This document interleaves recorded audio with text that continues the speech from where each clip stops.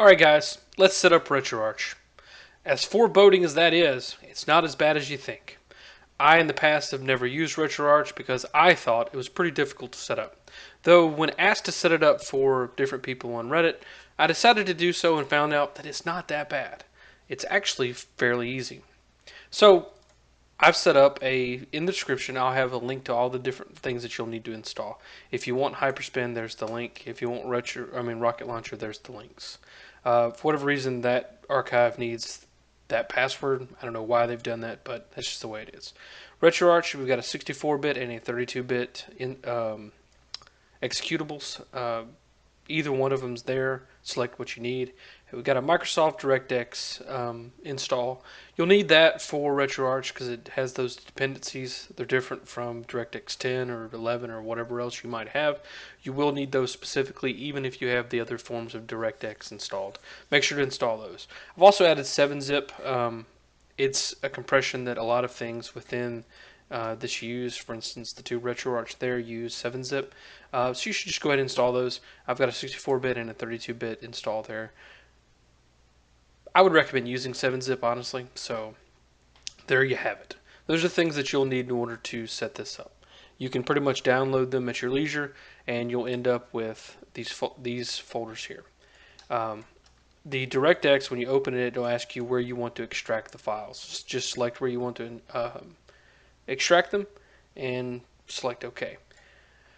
It'll automatically extract them, and then you'll have to install it a little bit later. Everything else, you're just going to right click, go to 7-zip because that's what we just installed, and extract to the folder that's named after the zip file or 7-zip file. In this case, it would be HyperSpin 1.33. So just to show you with the smallest folder, extract to, there you go. Easy as pie. I'm going to kind of go over a few things with what is specific to HyperSpin, and then I'll address RetroArch. Most people are going to be using HyperSpin, it seems, especially in the subreddit that I'm going to be posting this. As a result, that's what I'm focused on. When you unzip everything, you'll have these folders here. Because of the way that I like to set up my HyperSpin folders, it's a little bit different than what normally is done, but this allows for a little bit easier management. So I'm going to create a folder and call it emulation. You can call it HyperSpin, you can call it arcade, you can call it retro systems, you can call it fun time extreme, whatever you want. In my case, I use emulation. Then I'm going to copy everything that we have here into that emulation folder, except for the emulation folder. Which will leave us with this. I'm going to rename the HyperSpin 133 to HyperSpin. This is going to be our basic install for HyperSpin. I'm going to take the exe from 1.416 upgrade and paste it into the folder for HyperSpin. I'm going to replace it because that's going to replace the exe with a up-to-date exe. I'm then going to delete this folder because I no longer need it.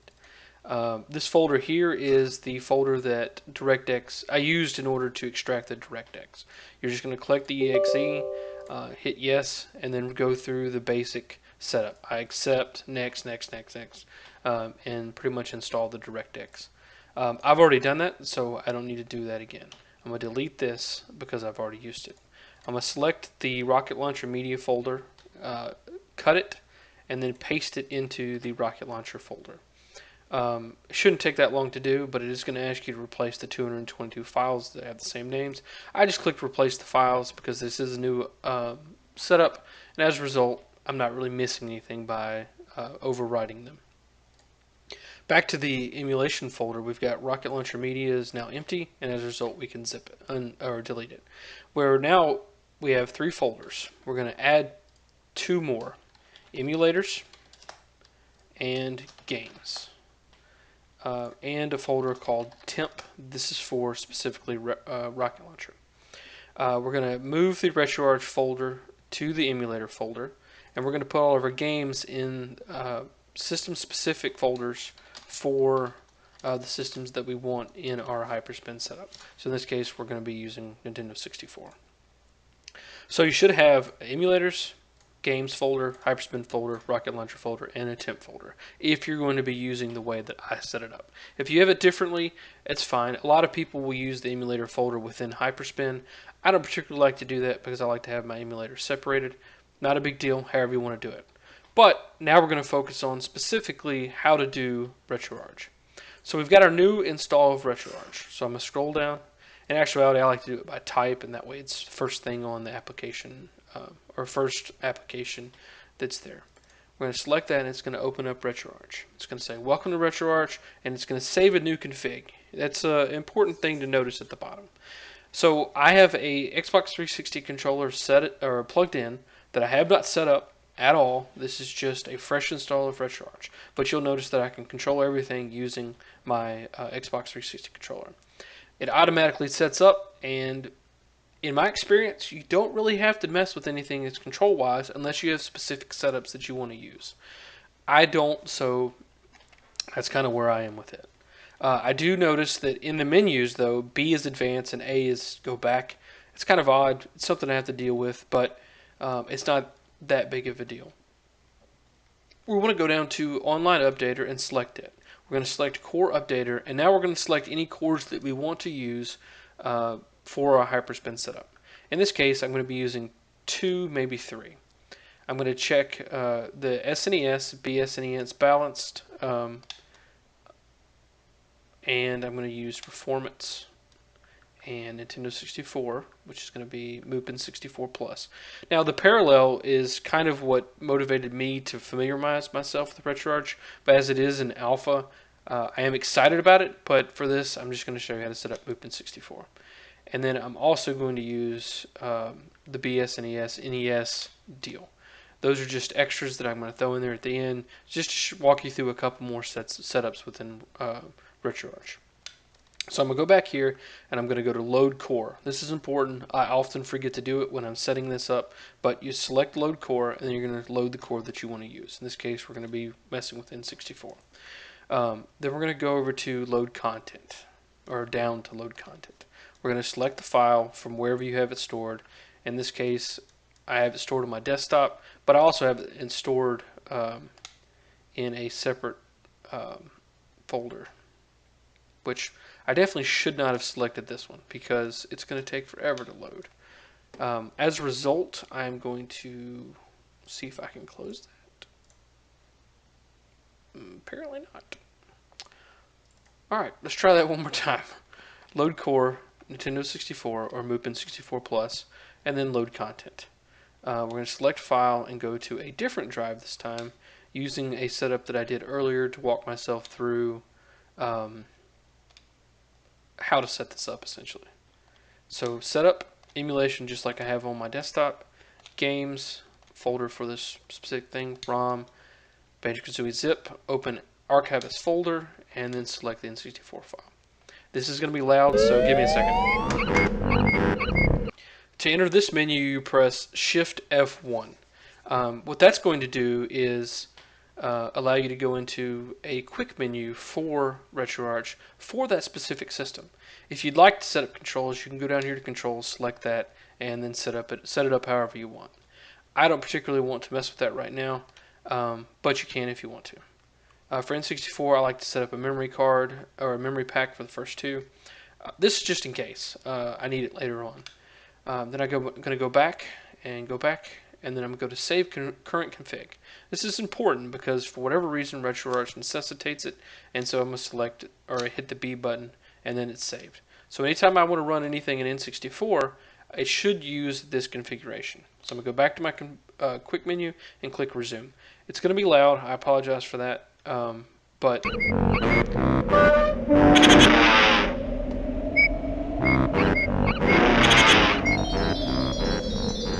that's just to show you that everything's running outside of RocketLauncher. That is Banjo-Kazooie. It's a great game. I highly recommend it. So I'm going to go back here to my emulators, or emulation folder, which is my base directory for my HyperSpin. In RocketLauncher, I'm going to launch my UI. Now, ideally, you'll have this set up, but kind of just to go through a few things that are important to note when setting up a new RocketLauncher, you'll want to set up your updates. I'm not going to do that because it takes a few minutes, but you'll select yes, check for updates, apply updates. Everything should be good to go. Because I'm going to be using an older version of a module, or it's not an older version, it's just what's basically offered with the 1.1 0.1 version of Rocket Launcher. I don't need to update to show you kind of what's going on.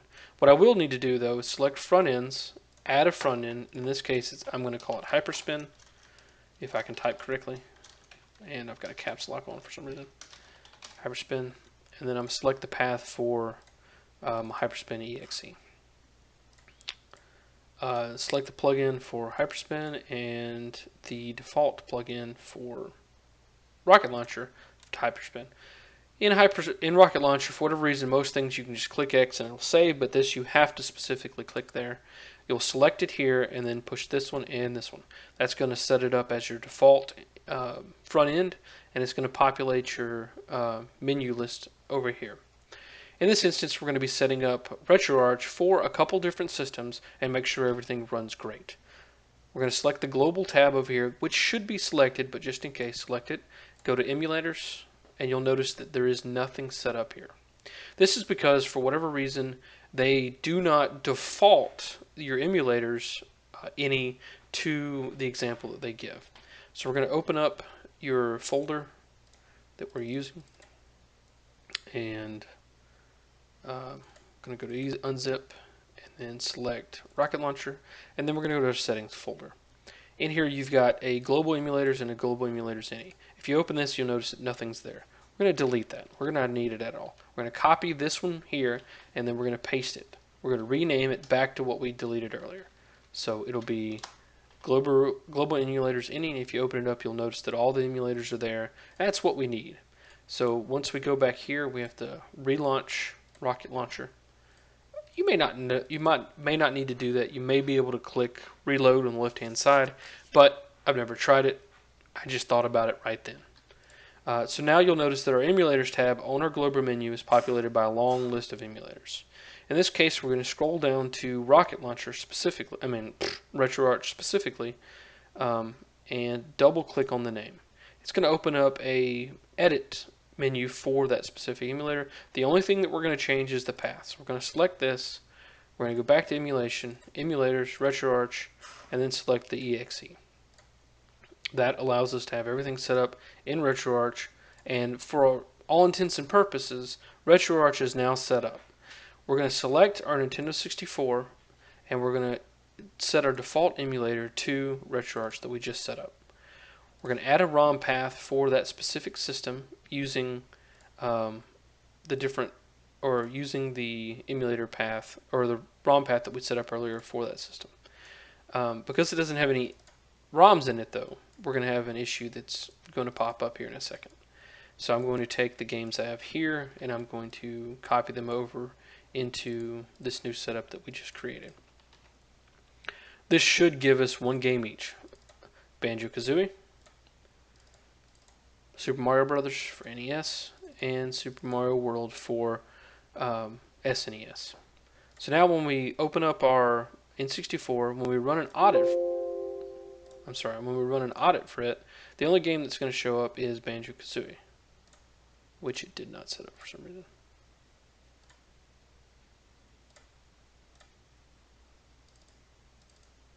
Oh, it's because this is inaccurate.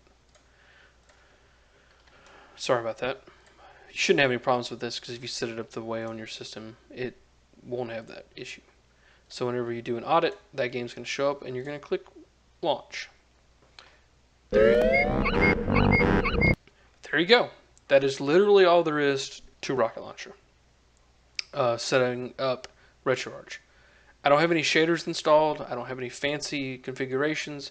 I literally don't have anything other than what you saw me install.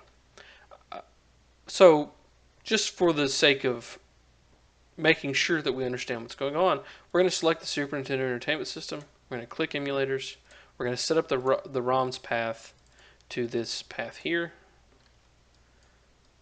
We're going to paste it. We're going to click OK, and then we're going to go to default emulators and select Retroarch. When we audit the game list, the only game that's going to be found, it's going to be Super Mario World. We're going to click it. We're going to launch it. And we're going to notice that everything works fine. This is also a great game. And last but not least, because I have the game available, we're going to set up the NES just to show you that it really is this easy. So we're going to copy this, paste it here, select Retroarch as our default emulator, audit our games, select the only game in there, and launch. Uh-oh, we ran into a problem. The problem is we don't have that specific core downloaded for that system. Earlier, when I was setting up Retroarch, you'll notice that I only installed one core for that system. I'm going to recommend that you just update all the cores, and that way you always have them available. But in this instance, it's wanting a different NES core than what I have installed. Unfortunately, I did not pay attention to which one it was, so what I'm going to do is I'm just going to download every one of them. This fixes any problems that I have with NES. So I'm going to go back and then I'm going to go to Save Current Config. That's always important. I do it every time. Probably don't need to, but for the sake of argument, I do it. So we're going to relaunch it, and there you go. Everything should be set up and ready to go.